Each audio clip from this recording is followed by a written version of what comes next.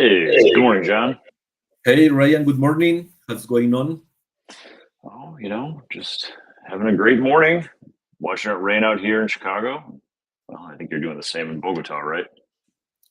We have cold, not rain yet, but for sure in 2 hours or something like this, it will be hair rain, hard rain here. Great, great. Well, hey, we're back. Our second official coffee chat to talk things AI related. So thanks for everyone and anyone who showed up today. I'm Ryan McCall, CEO here at NEQ. And this is Jean Bernier, the founder and chief product officer at NEQ. Today, we're talking about AI or die. John, you picked a very, you know, aggressive title for today's call. But really, what we're talking about is how small businesses can thrive and grow and prosper with the use of AI, and to a lesser extent, why larger companies may struggle with the same thing. So let's not bury the lead. Let's talk about that real quick. Because I think what we're here to is actually tell people about how they can succeed using AI, and not why they struggle. So from your perspective, John, when it comes to large companies, because you hear a lot of companies making a lot of noise about we're AI first. You can't hire unless you can prove that AI can't do the job, and we're going to be reducing headcount because of AI. But you don't hear a lot of companies, large companies, talk about how oh, we're using AI to augment, grow, really improve the business. Just there's just a lot of talk about how we're going to use AI to not use people. So maybe give us some of your thoughts about why that is, and why they're really struggling to use AI in a, I don't want to say a more productive way, but a more efficient growth way, right? Great, great. I want to start with we need to redefine maybe the concept of what is a large company, a mid-size, a big company also, and why more of them is struggling with embracing AI and this process. And for our audience, we decide to make this conversation because there is many news in the market about the layoffs and companies that restructuring because they are embracing AI, the productivity, and well, there is big names, and it's not a secret. Microsoft, AWS, and other companies. And I read an article today interesting about uh, flattening the mid-level on companies, and some people is saying that it will remove from companies and only C-level and the people that executes or perform the activities, and that is a kind of call how the companies is innovation and the structure of the companies is changing today. And I want to bring a different idea here.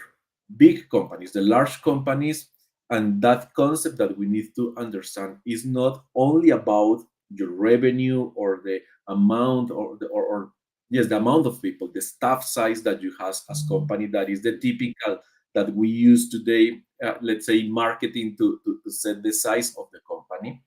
And we can also understand from the business culture.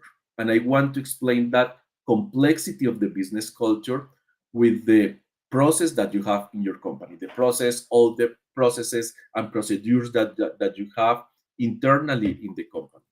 Because companies with more simple process, with less process, is more simple to adapt and change. And another thing, it is that mindset to embrace failure, experimentation, change, new things in companies. And that mindset, it is something that is totally different that the business as usual. That many businesses, companies has something like we did the last 20 years in that way, so it must to be say continue being doing in that way. Or I always did or use, let's say, a spreadsheets. And the only way to manage data is a spreadsheet today. and there is many other ways. Just for example, a simple change. Many people used to manage Word documents or Google Docs documents and that typical structure. Now the markdown documents is better, simple, small size, more easy to share in different platforms, and AI understand and can use better.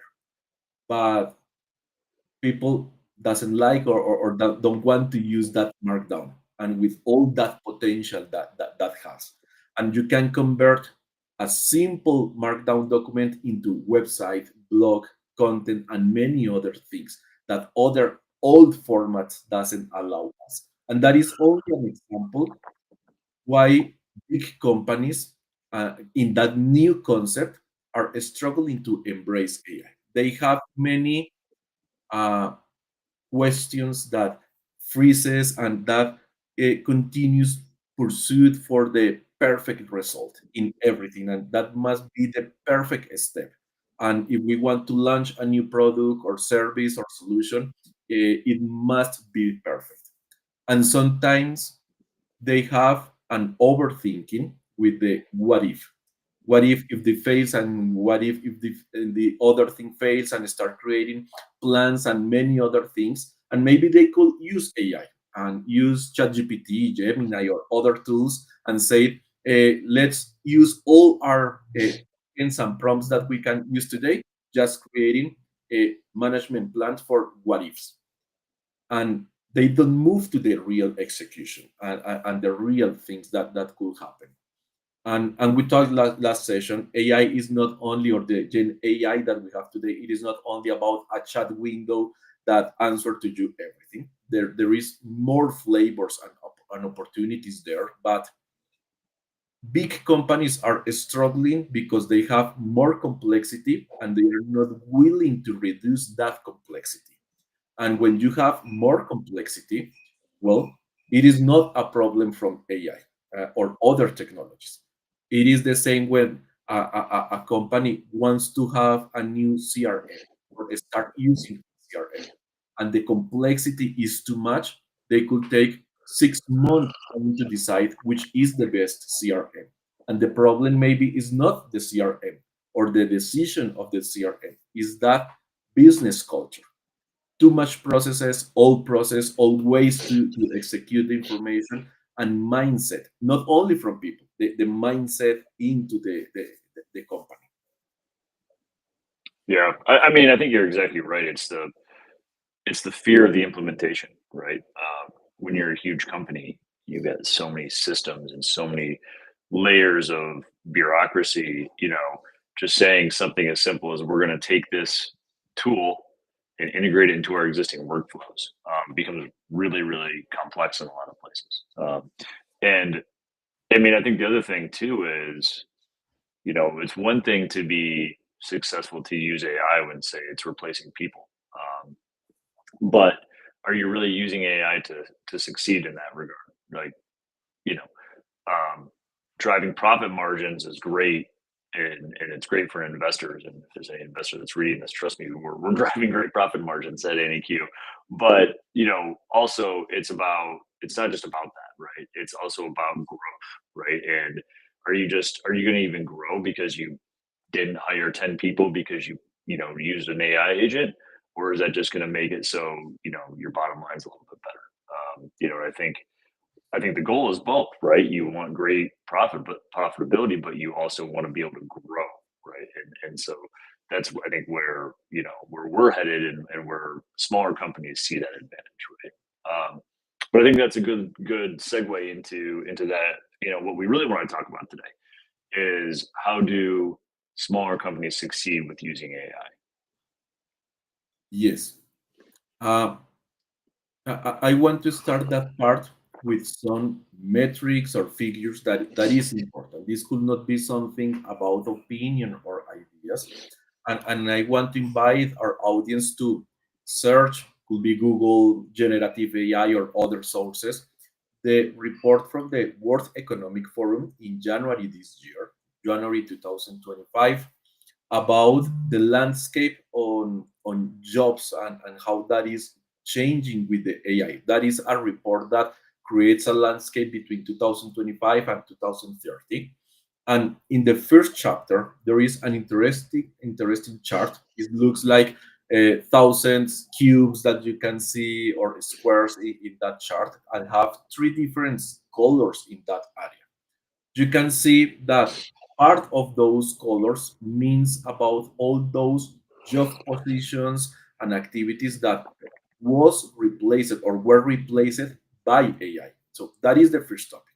AI, yes, is replacing activities today, and making other things that uh, we used to do by hand. AI could make today, and sometimes better than us. But the most interesting it is the other color that exists in that chart, and is bigger that size than the activities replaces. And is AI is creating today more jobs, opportunities, positions, and new things to execute. And if you calculate a delta between the jobs destroyed by AI and jobs created by AI, the delta is positive. There is more jobs today created by AI. With that idea and mindset, it comes to the second one, why small business are more productive and efficient with the AI. And I want to say here it is the uh, innovation, or better, the early adopter mindset. And the early adopter mindset, it is not only use the latest technology that you have in your market or you can have access. The early adopter mindset also it is embrace and build with the failure. And when somebody is go wrong, how you can convert into that opportunity, learn from that, or maybe unlearn and relearn, and convert in an opportunity for your business. That is that meme in software that says it is a book, and we don't call book, we could not call a new feature. So that is the kind of mindset. And why small business is getting that benefit today with AI, that 10x at least in efficiency and productivity. And it's because they don't fear about the failure. They want to move faster because have many limitations sometimes in budget, in market access, in hire people and many other activities. But they want to move forward every day. They don't want the perfect result, and embrace AI, no matter the name or the flavor of the AI, with that mindset that is not perfect. And the first thing that we need to understand here it is, today there is no one generative AI that is perfect or in a stable release in the market. Everyone, in fact, any cube, we say this is our new release and is the stable version, and you can use, and Microsoft, OpenAI, and many others say the same. But AI talks about a continuous learning and improving of the models, the algorithms, the data, and many other things. So when you are in a continuous learning, you always are continue failing and improving yourself. And in this case, itself and the process and the automation and everything that you have on behind. And when you understand that each execution, it is an potential improving iteration, and takes that for your company and convert that failure in a something better for the company, and that mindset moves you to be more productive with the benefit of AI. And the question could change that 10x how converts in more hours to execute. And that is maybe complex to explain because time it is, and you know, Ryan, that I love physics, but time is always a variable that beautiful and nice to talk. But all companies in the world have the same 364 for 5 days. All companies, and we start making decisions. How many days we need to spend or maybe waste in the annual strategy. And big companies say we will take 1 month preparing the strategy. Small companies, startups companies, adopters companies say, let's set a start metric and build this every week. And we work 1 hour as we make in NEQ in our all hands session. And every week we improve and build that strategy. So it moves to 1 month to only 52 hours on a strategy per year, for example. Other companies say we only work in between 8 a.m. to 5 p.m. That is our attention schedule or open hours. And startups and early adopters companies using AI and doesn't need to be perfect, have something in the emails or in chats or something that attend, solve questions, create into a database and assign to the right person in the company. That could be only a company or 2 or 3 people, and somebody needs to solve and commit to solve in 24 hours. That is the big difference and reduce the bureaucracy and move faster without being perfect. Other companies, for example, in that early adopter mindset, say something like, I connect my inbox and everybody inbox to an AI, clean response, no matter if it's perfect or not, and only give me the 3 to 5 emails that I really need to answer per week and gain more hours. So the question it is, what is your multiplicator factor that you can create using AI to create more hours for your business with that potential? Yeah, I mean, there's a lot of really good points you had there, John. And I think that last one is really most important. And actually, it's interesting because um, it spreads not just from how many more hours you can create from your business, but how are you going to use those hours, right? And that's more of a you know psychological question than anything else, which is, are people, in a perfect world, right? We're creating these efficiencies, and in a less capitalist world, you know, instead of having to work 60 hours a week or 40 hours a week to accomplish everything you need to accomplish in a week, you can do it in 20. And again, a perfect utopian world, that means that you only have to work 20 hours a week and your productivity is the same and everything continues to motor around and work. We don't live in that world, so we know that's not how it's going to work. But I think the goal here is that, with the use of AI in these companies, you have startups that instead of people having to kill themselves working 18-hour days, 7 days a week, they can get the same amount done in, in a more reasonable time frame, right? You may not get to the point where you can, get everything done you want done in 20 hours, but maybe it's 30, or, the goal of the four-day work week, 32 hours, right? Just 32 8-hour days, right? Not 5 or 6 10-hour days. But anyways, so I think that's a great point. And to take a large step back, just real quick, the other one I really, really enjoyed in that was the data you shared, the World Economic data about the number of jobs that have been created. And it's data, right? The data, presuming, is accurate and it's fact, and it makes sense because every major technological innovation throughout history hasn't reduced the workforce; it's increased it, right? Industrial revolution, computers, the internet, the semi-failure of Internet of Things. But neither here nor there. The point is that the internet didn't get rid of jobs overall, right? It netted more jobs. Computers netted more jobs. Even the Internet of Things has netted more jobs, and AI is going to do the exactly the same. So yeah. Anyways, I guess it doesn't matter that I agree with the data, but I think history agrees with the data is the important thing. And something interesting, Ryan, it is today humankind has a lack of positions or people that could solve that positions because it's the mix between, let's say, the traditional knowledge and experience plus the AI skills and features. And that lack, it is the big opportunity for people, for new companies, for find new products and adapt and innovation. That is something amazing that is happening there. Absolutely. Um, so I think at this point we've kind of hopefully convinced some people of, why large companies may struggle and how small companies should be able to succeed.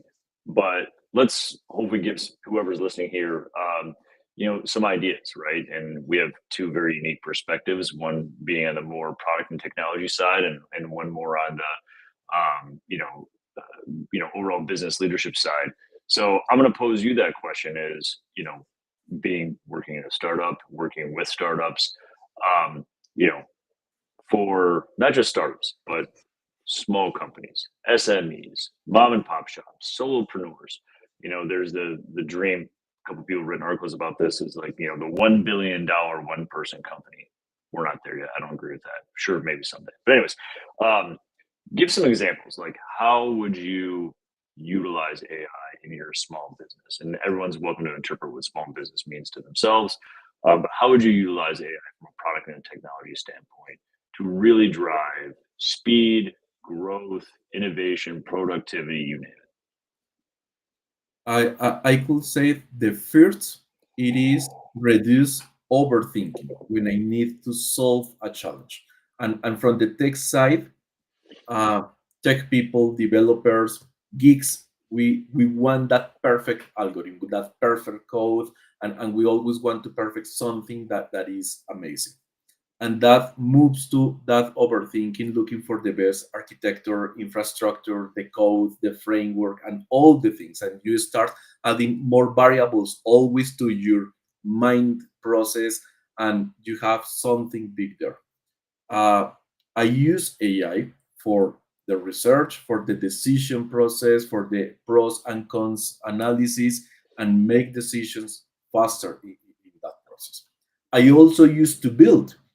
In my old days, I used to write code and I love to write code, but now I enjoy better my co creation conversations for code writing and technology creation with the AI. That is one thing. Another it is with something that I don't like to do as a entrepreneur, and is management. uh, I don't like the accounting. I don't like to manage the financials, contracts reviews, and many other things that for me is boring. uh, AI helps me in that process, and makes that activities faster and better than me in most times, and creates time for me for other activities. So it's not only how you create time to work more or have more hours working, is how you create time to learn, to enjoy, to have more time. In my case, with Diana, my wife, and go outside and make other things. And I also use AI for improve my creativity process. And AI helps me to refine my crazy ideas, as I call, and helps me to understand more perspectives. And the last tip that I want to share today, it is help me to realize about my biases in my thinking process and have better solutions and ideas. And that is one of the most interesting for me, because realize those bias and think that could get me to better options, help us to create better products today, and is not close to perfection, but at least is better than a beta or alpha state. So is better quality launches. But from the CEO perspective, Ryan, how do you use AI to lead? Well, I mean, it's not just to lead, right? I mean, honestly, my answer is a bit similar, John. I mean, the if we're talking like my personal usage, right? Same as you, research. I think so many people have been turned off by, web search engines due to just all of the promotions and advertisements, and you search like what's the best, new TV this year, and you'll get 50 articles, all that claim they've been written within the past month, and because all of them have been promoted by something, and who knows what to believe.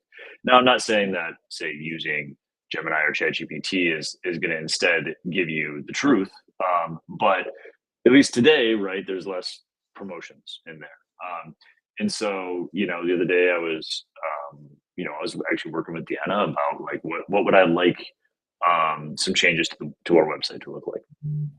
And she said, "Give me ideas, give me examples of different web pages." And that's an interesting question, right? Like, who knows? Like, I mean, I couldn't say like, oh yeah, this website, I love how it looks, right? Especially when you're talking like a SaaS or an AI product. And so, like, okay, well, how am I going to research SaaS and AI websites to get examples of what I like from a UX perspective. And so I got into an AI chat and just started asking questions and questions and questions. And finally, it didn't give me the answer. But what it did give me was a link to an article that was written by someone who presumably knows what they're talking about, but it was neither here nor there because it was a list of 42 completely different SaaS and AI websites with a paragraph description about why the author liked each one and a link to each website. That was perfect, right? I didn't have to go start looking up 42 different websites. I had a great list of 42 different websites, and I just got to click on each one and search around. And, were they perfect? No. Were some of them I didn't think very good at all? Absolutely. Were some of them really great? Yes. So it's things like that, right? Like I wasn't relying on uh, the AI chat bot per se to give me an answer, but it gave me direction and it got me there, I think, a lot faster than I could if I just was screwing around in Google search. So for me, that's like the number one way I use AI for myself. Now, for the company, it's a different story, right? For the company, I fully believe that almost every function can be optimized by AI. When I say optimized, I mean efficiency, right? And it goes exactly back to what we were talking about earlier. If you're a large company, it's all about making the employees you have more productive, right? You've got, say, 10 people in your marketing team, and they pump out X number of campaigns a month. Well, what if it's 2X number of campaigns a month with those same 10 people by bringing on an AI tool like Evo from Manicure? um, you know, customer service, right? Customer service is such a divisive thing in the business world because it's either really expensive because it's all onshore and you have fewer agents and longer wait times, or you get it offshored and you have people working in the middle of their night or they're not native English speakers. If you're a person staying in the US, that can be frustrating, but it's cheaper. Or you know I don't know the statistics, and I'm not going to try and make them up, but some, reasonable percentage of, say, customer service concerns are things that don't require speaking with a human being at first, but also are more complex than just a basic chatbot can answer for you. And that's things like that where AI come in, really, really optimizing customer service, making it a better user experience for your client. I already mentioned Evo and on the marketing side, right? If you're talking about you're a SaaS company and you're trying to do outbound sales, AI SDRs, they're not going to land you a sale, but they can get through that first conversation for you. They can get you that meeting. They can get you someone to your website. They can do the initial outreach. Um, Legal, and I mean, I'm definitely not a legal expert. I have no law degree, but you need a very, very simple form agreement that you don't already have. You can look one up on the internet. You can take one from the internet. You can put it in ChatGPT. You can ask it to add clauses, remove clauses. You can ask it to compare different versions of the same document. So for me, it's all about efficiency, especially as a small company, getting things done faster, more efficient, hopefully better than especially for your dollar, right? And so, but I think that crosses every portion of the business.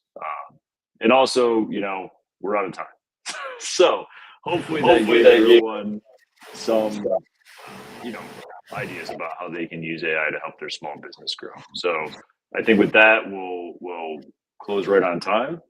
And John, thank you so much for your insights today, and we'll talk again soon. Thanks for everyone who showed up. Thanks, Brian. My pleasure. Bye, everyone.